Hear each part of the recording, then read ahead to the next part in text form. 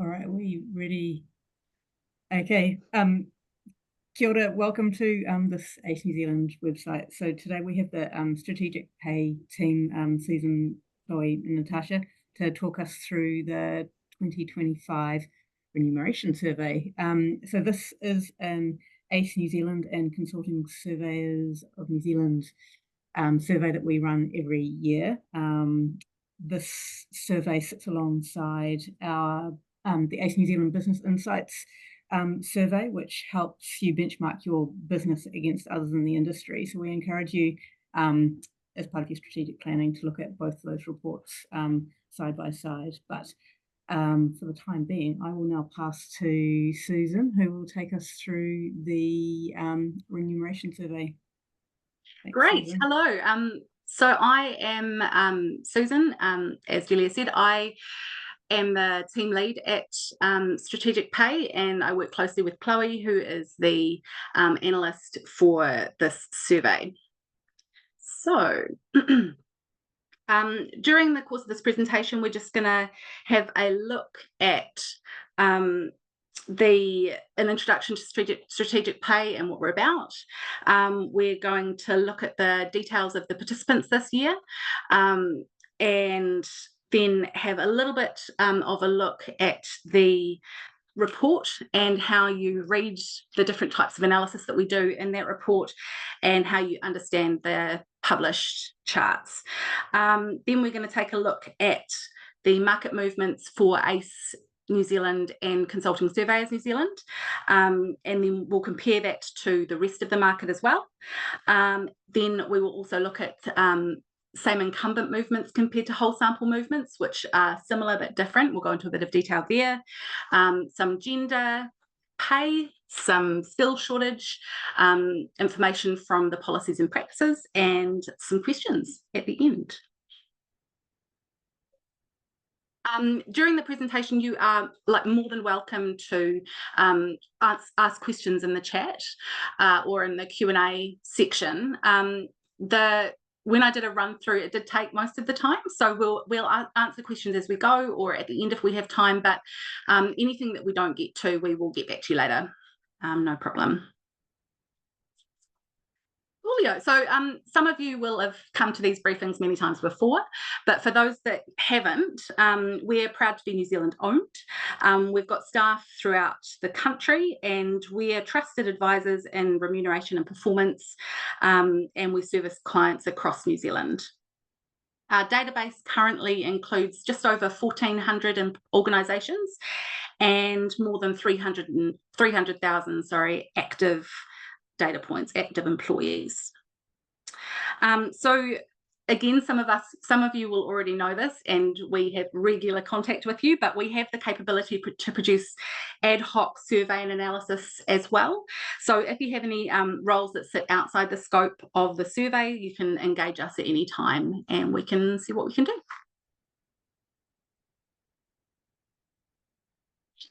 Cool. So it's really important to understand participation year on year before we go into the data, and we like to do this prior to starting analysis, so we have some idea of whether the samples have changed some way or another before we start seeing the results come through.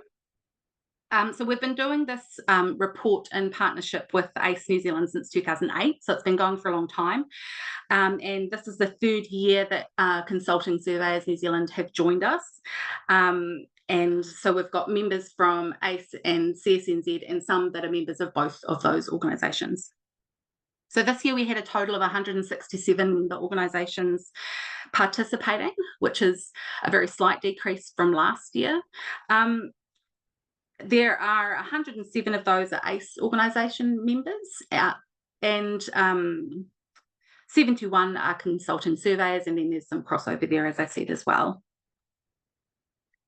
So you'll notice in this slide that there's also a decrease in the number of employees that were submitted this year. And I was looking at that, I was like, yeah, that's accounted for by more than just the 8 organisations that we saw decreasing in the organisation numbers there.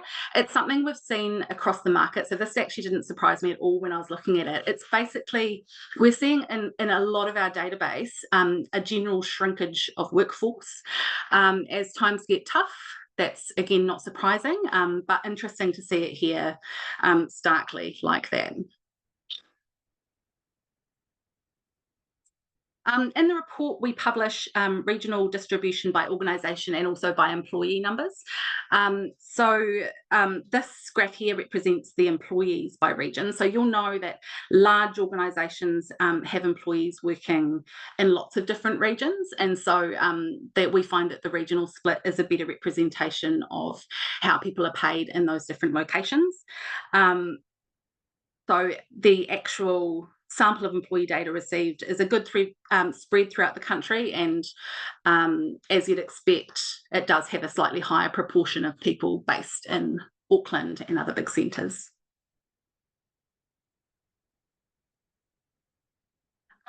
This shows the size of participating organisations by employee numbers.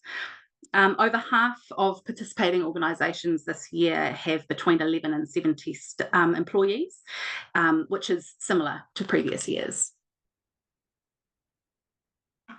So the reason we go through that each year before we start into our analysis is just to make sure that any changes we're seeing in the sample are reflective of like salary changes as opposed to a change of the composition of the sample.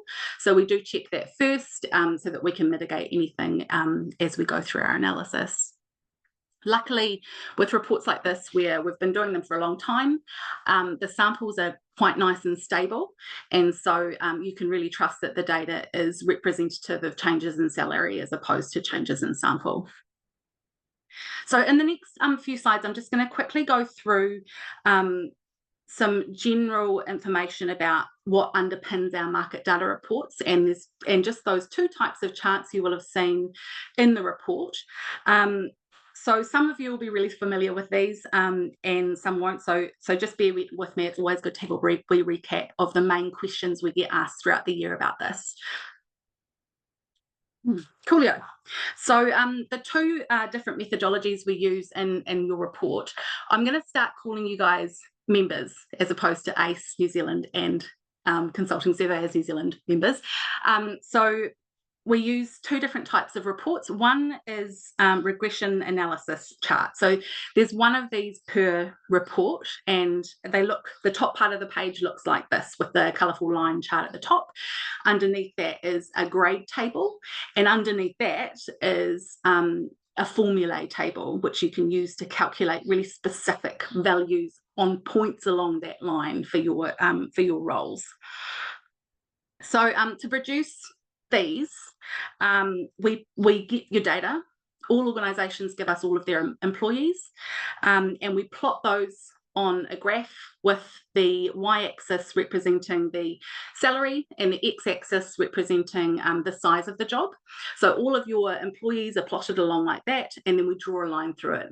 All of those organisation lines, all of your organisation lines are combined, and we help to calculate the REM values at each point along that line. So by doing it this way, we get a really good indication of the salary practices for the whole industry. So this sort of methodology is most useful for organisations that use our strategic pay sizing. But even if you don't, you'll see later that each job code chart does have a grade range, which is an indication of the size of that role. So this can still be useful. So the second type of chart in this report is a job code chart like this. And this makes up the bulk of the charts in the report. In this one, we group the jobs by position, and the position is indicated by the job code that you guys have allocated to it during your submission process. And then we produce a chart for every single job code that we're able to. So these benchmark job code charts are super easy to understand, and most of you will find these the most useful, especially if you don't use SPL sizing for those other ones. Here we report on obviously median and average, but also the quartiles, and various breakouts, which we'll go into on these other pages. So this one here shows the top part of the page. So the most important thing is top just shows the details of the job code. You've got the title, description, and the size, which is split by grade, by points, by band, whichever you use. Underneath that, these two, the bottom one is actually just a magnification of the one above it. Just shows the overall details of the sample. So we've got sample size, organisations and jobs there. Then we've got the REM values. Our main REM values are always including KiwiSaver, so that there's excluding KiwiSaver in the subsequent rows, and then the movements. And here we've got whole sample and same incumbent, which are same but different. So we will go into a bit more detail about that in a sec. Oh, I'm sorry. There's little pop-ups. Fabulous. I will just move on. Great, so that just further down the page is it takes that data and it makes it a bit more granular. So here we have a bunch of breakouts. I'm assuming there's pop-ups here too, so I'm just going to click yes. So the industry at the top here is probably the most used one for you guys. When we introduced the CSNZ members to the survey, we had to use this field to identify those organisations, and so the CSNZ members, self-explanatory, but the one above it, everyone else is ACE NZ members. So it's really important to know that, as I said, there's a small number of organisations that are members of both. If you're a CSNZ member, then that will be the category that you will fall into for the purposes of this. So you'll have the overall at the top, then the breakout here of those two groups of members. Below that, there is the employee numbers. It's split by turnover, organisation turnover, so region. And then at the bottom is the discipline where that's applicable. So sometimes when you're looking at these data pages, you might think that the more granular you can get, the better. I'd really like to point out to you, we've had a lot of queries over the year from you guys and also from our consulting team about how to use the breakouts, and really they're for context rather than for benchmarking. You'll notice in many of them the sample sizes are teeny for some of these, and so they are very volatile. You can imagine one experienced person leaves a sample of 5 and one inexperienced person joins from the bottom with a lower REM. That will affect the median, and so it's really important to bear that in mind when you're looking at small samples. Coolio. And at the very bottom of the page is the benefits tables. So again, the bottom is just a magnification of the one above it. Here we have the percentage receiving the benefit, so the percentage of employees that have received it, then the dollar value of that benefit, median and average, and actually a couple of them, like bonus, also have a column for the percentage of base salary, which is a good metric, especially in those larger samples. Cool. I mentioned briefly about the difference between whole sample movements and same incumbent movements. So these two metrics are on that main section of metrics on each job code chart, and I love these. I find them super interesting, especially over the last few years. So a whole sample movement is really the difference between what's been published in this particular chart this year compared to what was published last year for the same chart. So whole sample movements represent the movement of that chart, and that can be positive or it can be negative. Usually not very negative, but it can be negative if you have changes in the market, like we've had over the last few years, where sometimes we do get a shifting downwards of salary ever so slightly in some areas. Particularly we've seen that in senior management and executive roles across the market as times are tight. Same incumbent movement, however, is never negative. Same incumbent movement is a single employee, the same employee in the same job in the same organisation year on year. And so it's showing the true salary increase of individual employees from one year to the next if they haven't changed their role or been promoted or whatever, they've stayed in the same role and job code. So they can be quite different. In a really stable environment, they'd be quite similar. But as we've had fluctuations in the market lately, it's super interesting to see some quite stark differences sometimes between the whole sample and the same incumbent movement. And that's why. So say you have an employee market. Actually, it's easier to think of the other way around. Like a few years ago, when times were very tough and employers were trying to hold on to their staff, and there wasn't anyone coming in from the outside, then we had actually quite low whole sample movements and very high same incumbent movements, because people that were staying were being rewarded for that. So those can be quite different. Cool. So this is the last of my intro slides on how to read the charts. So median versus average. The median is the middle of a range of values. It's to do with the position, or the middle position in a range. The quartiles are obviously the middle of the top half of the sample for the upper quartile, the middle of the bottom half of the sample for the lower quartile. So that's what those are referring to. We also do average, which it's good to remember that the average includes all values in the range. So while median's only looking at the middle one, so you could have crazy high and crazy low, but you're still going to be stable in the middle. Whereas average takes into account every value in a range. And so if you do have fluctuations in the upper or lower parts of the sample, then the average will be affected in a way that the median is not. So we do recommend people use the median over the average. The average is a good indication of what's happening with the range of the sample, but not so stable as the median for benchmarking. Cool. So I hope you're all still there. In the next few slides, we're going to look at how salaries have moved in this year's report and compared to what was published last year in 2024, and same for same incumbent movements as well. So this first one, the table here shows the average whole sample movement at fixed rem, and it's split by job category along the side. So as you can see when you look at this and at the graph below it, which just shows the same overall movement over that 5-6 year period from 2020, it's a downward trend. So this is kind of what we're seeing in the whole market. It's an overall sort of flattening of the movement after the peaks we saw after COVID, and it's the same here.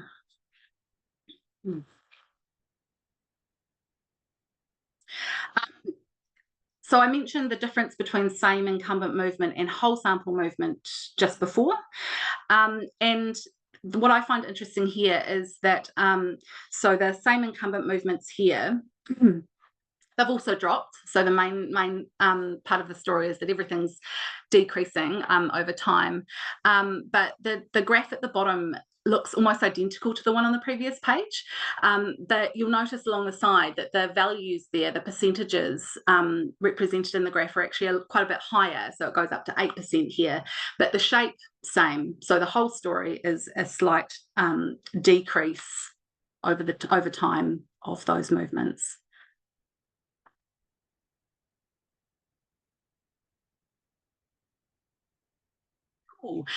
So now we wanted to have a little look at your member movements compared to the rest of the market, what's going on in the rest of the market, general market, public sector, private sector, and where do you sit? So this line graph uses your members industry line that I talked about at the very beginning of that section on the types of charts we do. So that's represented by the orange line on the top, followed in sequential order from top to bottom by private sector, general, and public sector there. So as you can see from this graph, quite clearly that member organisations pay slightly above the market. Everyone is quite similar at the bottom. You'll note it just spreads out a little bit as you go up. So this slide is looking at fixed remuneration. So fixed remuneration is your base plus any fixed benefits or whatnot, but it doesn't include variable pay. So the next slide's quite interesting because this is the same information, But here we're looking at total remuneration, so it's a wee bit different because total includes those bonuses, the variable pay component that tends to fluctuate quite a lot. And here you can see that while the distribution is quite similar, when it gets to 800, which is like your general managers, your senior, your CEOs of some companies, that's where you diverge, and private sector, sits slightly above at that level, as their variable pay in that sector is slightly higher.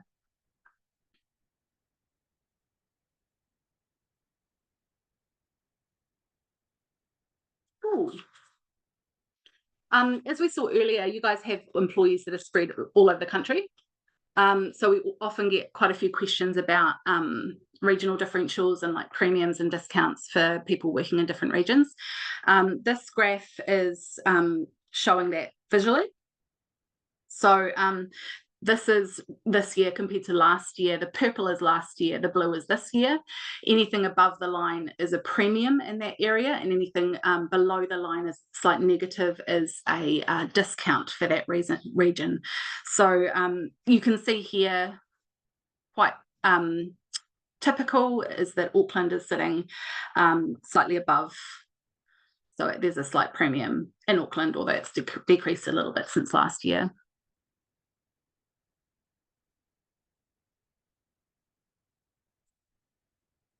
Cool. So now we're looking ahead to 2025-26. This slide here, the ACE New Zealand and Consulting Surveys New Zealand members are represented by the blue bar, and we're comparing the main staff level categories across each sector with your member organisations' projections. So you can see here that compared to these other sectors, member organisations are forecasting ever so slightly higher, except for at CEO level. Just remember that the movements represented here don't necessarily translate into higher salaries, of course. So public sector forecasting slightly higher at CEO does not mean that they're getting paid more, just forecasting perhaps slightly higher movements. So I'm always interested when I look at forecasts, especially at the moment, to just look over the last few years and see what the trend looks like against, 3-4 years backwards. So again, downwards is the trend. So overall, average forecasts projected for ACE New Zealand and Consulting Surveys New Zealand members was 4.8 in 2023, then down to 4.2 last year, and then down to just 2.5 this year. And I did notice that over that period, we've also seen a bit of a narrowing of the range of forecast figures that have been reported. So we're losing some of those very high forecasts that were seen for a few organisations in the past, and that range is getting smaller, between sort of 0% in some organisations down to 10%, whereas previously it was like up to 12 or 13% at the top end. We run a quarterly pulse survey across our database, so 4 times a year, and that always includes forecasts. It's only like 5 questions or whatever, so it's super quick. But the same trends we're seeing here are also seen across the market, so all sectors really. So published in the pulse surveys, so the 2023 median was 5%, and then 24 was 4%, and then 25 is at 3% this year. So really similar as we're seeing here. If you don't participate in the pulses, you should get involved. They're super quick and get the results for free, and it's a really quick turnaround because it's only a few questions, so it's like a couple of weeks before you get results, which is cool. Yeah, so we've got a few things I wanted to share relating to the policy and practices and to gender pay before we go on. So we'll start with gender. The gender population across member organisations is more heavily weighted towards males, 72% against 28% of females in terms of distribution of all of those industry-specific benchmark roles. This is pretty standard in this space. In the report, we include quite a lot of information about the pay differentials by gender for a bunch of different roles. So this year, the number of roles in bias toward males was 23 compared to 25 last year. And we also include like a comparison across years of about 20 roles with pay bias from 2020 to 2025, so definitely worth checking that out. So on the next two slides, I'm just going to show some of these roles and how the pay bias sits across time. So we'll start with this one. So this shows on the bars that are, the 0 is kind of centre left, and the bars that are going to the right hand side of the screen are biased toward male, so males are paid more in those roles, and to the left is female bias, so females are paid more in those roles. So the one for this year is the bright orange one, you can see, and mostly we're seeing a bias towards males, but that does seem to be decreasing over time, which is cool. And there's a couple of roles there that are actually biased towards female.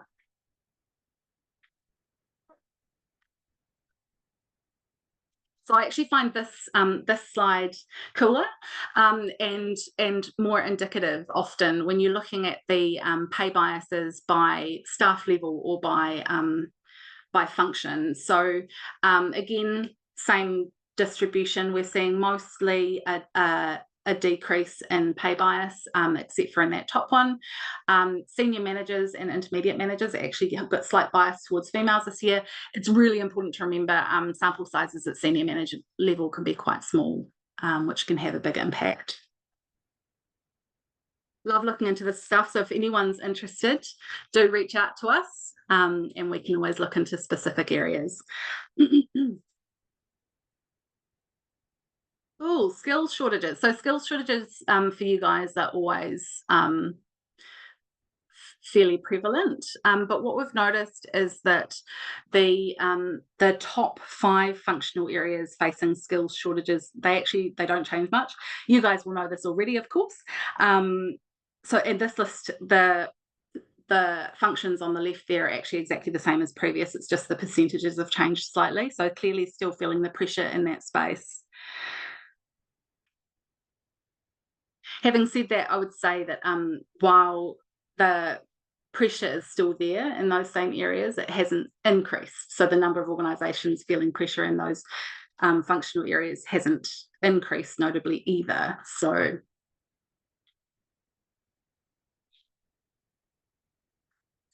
I mentioned earlier in this about workforce shrinkage, and in the policy and practices questionnaire we ask participants to comment on patterns and overall staff numbers for the past year and also what they're expecting in the year ahead.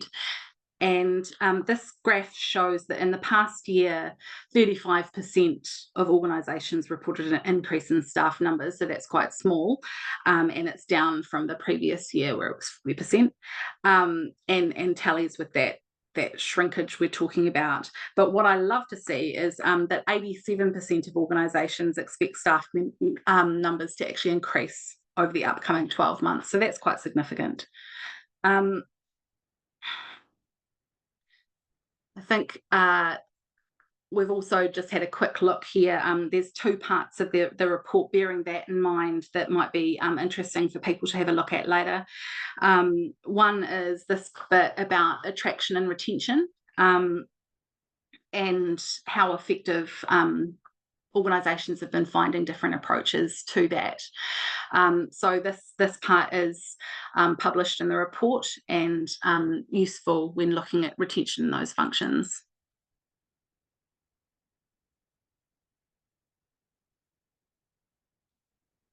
Cool.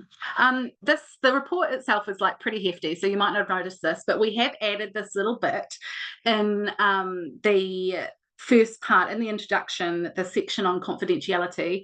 I just thought I'd draw your attention to it because there is a lot of AI about at the moment, and we've just added a little clause that's worth reading, just about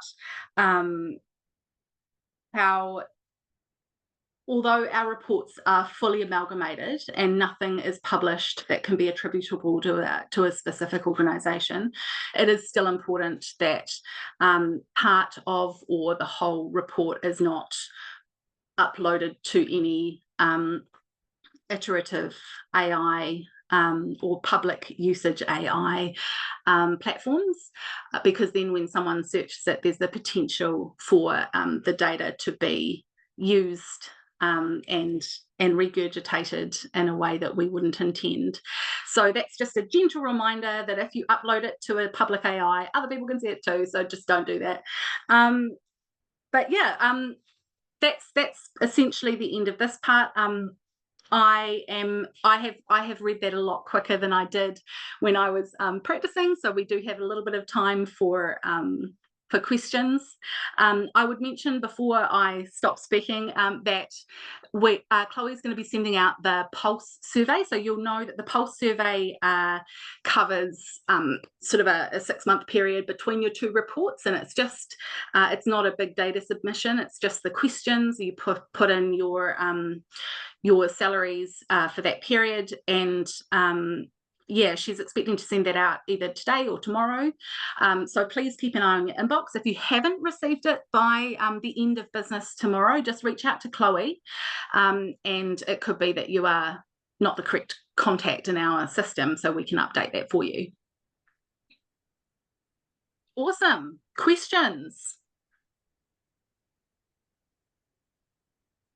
Can't see the participants, by the way, so I can't see you that you're loving it. Chloe, are there any questions that we can answer on the fly, or we don't have any question currently? We'll leave it for just a moment in case anything's burning. Otherwise, I'll mention that we have recorded the session. The slide deck will be made available to everybody as well. So if you do have questions, you're welcome to reach out to myself or Chloe at any point. Many of you do. We're on first name basis. So yeah, we're happy to help you outside of this forum as well. Or you can come through Julia. She can forward on any questions. Julia, do you have anything to contribute at the end, or should we wrap up? Yep, no, yeah, I think you've covered everything off really well. Thank you, Susan. So yeah, the Pulse survey coming out soon. We will be sharing the slides today, and we've recorded this webinar for people to watch back in their own time. But yeah, unless there's any other questions, thank you. Amazing. Everyone. Thank you so much. We'll be in touch, Julia, and I'm sure with everyone else as well. Oh, actually, there's a question from Jeff. The wire. So he's just asking, you present the top 5 skills shortages. Do you have data on the top skills losses? We do have data on that, not to hand, but we can share that with you later for sure. Cool. All right. Cool. That's a really good question.